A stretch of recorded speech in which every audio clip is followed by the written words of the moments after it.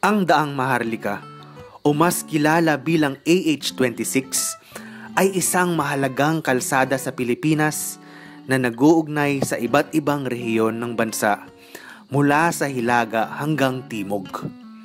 Ang kalsadang ito ay bahagi ng Asian Highway Network, isang proyekto ng United Nations Economic and Social Commission for Asia and the Pacific o tinatawag na UNESCAP, na naglalayong magtatag ng isang maayos na sistema ng kalsada sa buong Asya.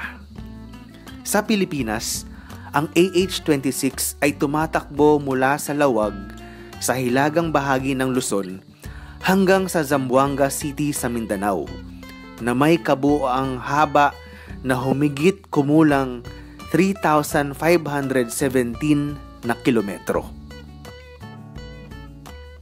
Tara't panoorin ang video hanggang sa dulo para makita ang mga key locations at landmarks na nadadaanan ng Daang Maharlika.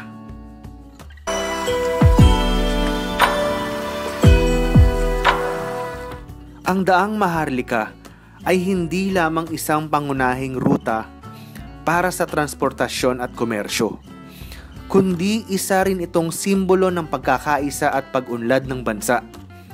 Sa pamamagitan ng AH-26, maraming bayan at lungsod ang konektado na nagbubukas sa mga oportunidad para sa negosyo, turismo at iba pang aspeto ng ekonomiya.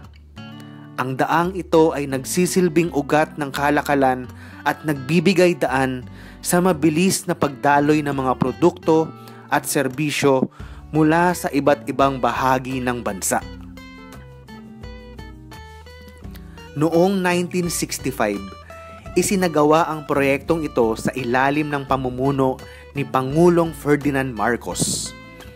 Ang mga eksperto mula sa gobyerno ay naniniwala na ang proyektong ito ay magpapalakas sa produksyon ng agrikultura, magpapababa sa gastos sa transportasyon, magbubukas ng mga pagbabago sa aspeto ng lipunan at ekonomiya sa labas ng pangunahing sentro ng lungsod, at magpapalawak ng produksyon ng industriya para sa lokal at dayuhang merkado.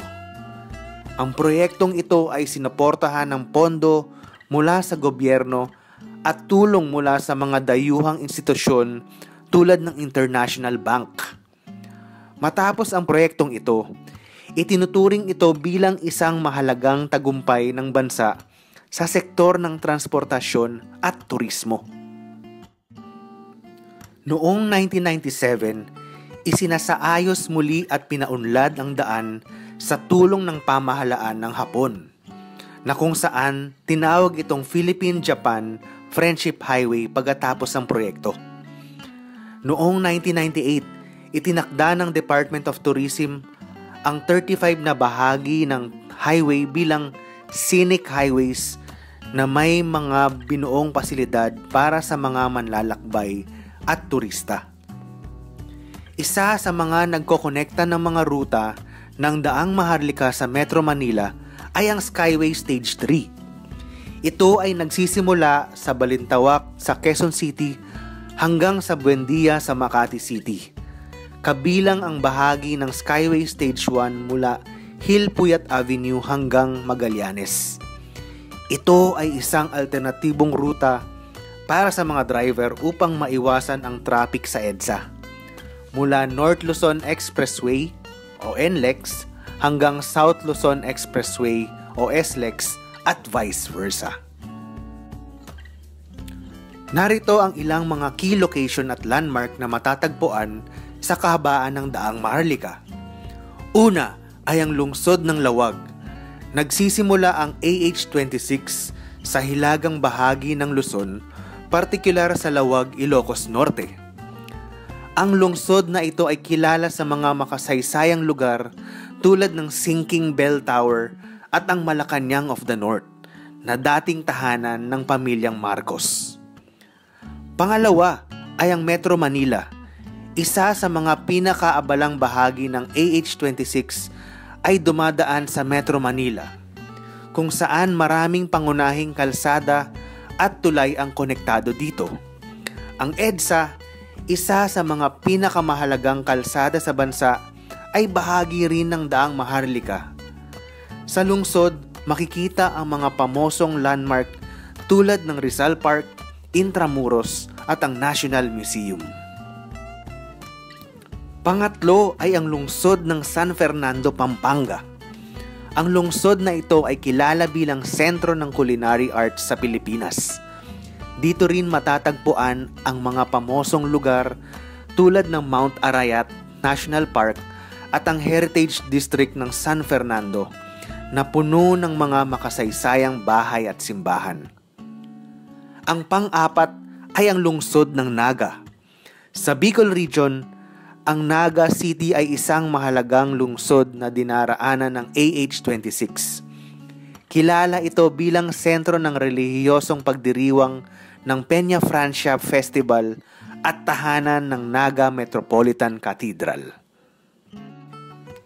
Ang panglima ay ang Davao City. Sa Mindanao, nagtatapos ang AH-26 sa Davao City, isa sa pinakamalaking lungsod sa bansa. Kilala ito sa Mount Apo, ang pinakamataas na bundok sa Pilipinas, at sa Davao Crocodile Park. Ang lungsod ay kilala rin sa kanilang durian, isang prutas na may natatanging amoy at lasa. Inaanyayahan ko ang lahat na tuklasin ang Daang Maharlika at maranasan ang ganda ng mga lugar na dinadaanan nito. Sa paglalakbay sa kalsadang ito, matutuklasan ang iba't ibang kultura, tradisyon at tanawin na nagbibigay kulay sa ating bansa. Mula sa mga makasaysayang lugar hanggang sa mga natatagong paraiso ng kalikasan, ang AH-26 ay isang daan patungo sa mga bagong karanasan at alaala. Ang Daang Maharlika o ang AH-26 ay isang paalala na sa bawat paglalakbay, tayo ay nagiging bahagi ng isang mas malawak na kwento. Ang kwento ng ating bayan at ang kwento ng ating pagiging Pilipino.